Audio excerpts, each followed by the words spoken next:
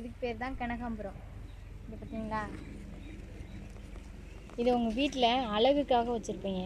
இந்த மாதிரி தோட்டத்துக்கள்லாம் நிறைய பார்த்துருக்கீங்களா? இது இன்னும் மலரல, மலர்ந்தால் இந்த மாதிரி இருக்கும். இது பார்த்தீங்களா, இதை வந்து இந்த மாதிரி கீழே பிடிச்சி நின்னுங்கன்னா தான் நல்லா காம்போடு வரும். இங்கே பாருங்கள், இந்த மாதிரி காம்போடு வந்தால் தான் ஒரு வாரத்துக்கு கூட அப்படியே இருக்கும்.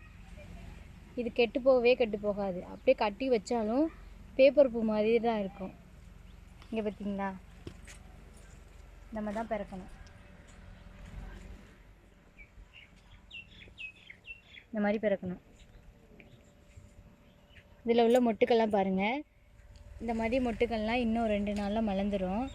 இது மட்டும்தான் நல்லா மலர்ந்தது மட்டும் இந்த மாதிரி இருக்கும். சுற்றி பாருங்கள் எவ்வளோ கனகாம்பரம்னு. பார்த்தீங்களா, எவ்வளோ அருமையாக அழகாக பூத்துருக்கு பாருங்கள். இந்த தோட்டத்துக்குள்ளே வந்தாலே நம்ம வெளியேறி போகிறதுக்கு மனசே இல்லாமல் இருக்கும்.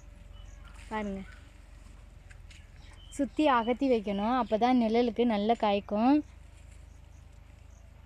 பாருங்கள்,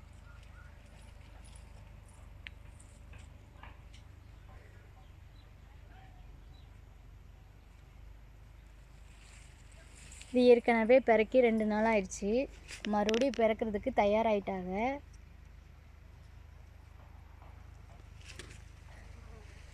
சுற்றி பாருங்களேன் எவ்வளோ அழகாக இருக்குது. பார்க்கையிலேயே நம்மளுக்கு அப்படியே ஆசையாக இருக்குது.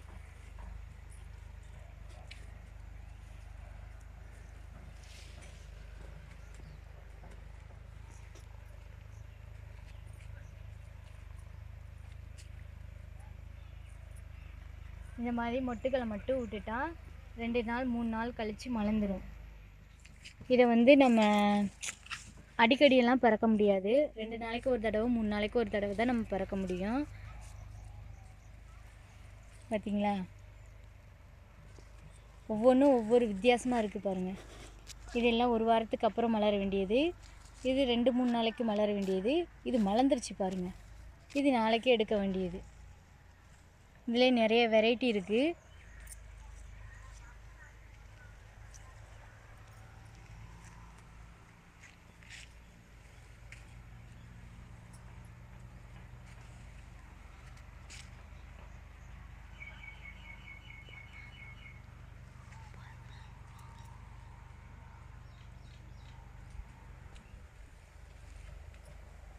இந்த மாதிரி வீடியோக்கெல்லாம் நிறைய பார்க்கணுன்னா நம்ம சேனலை சப்ஸ்கிரைப் பண்ணி வச்சுக்கோங்க.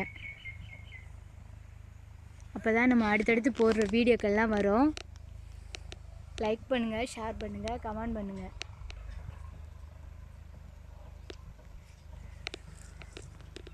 பாய்.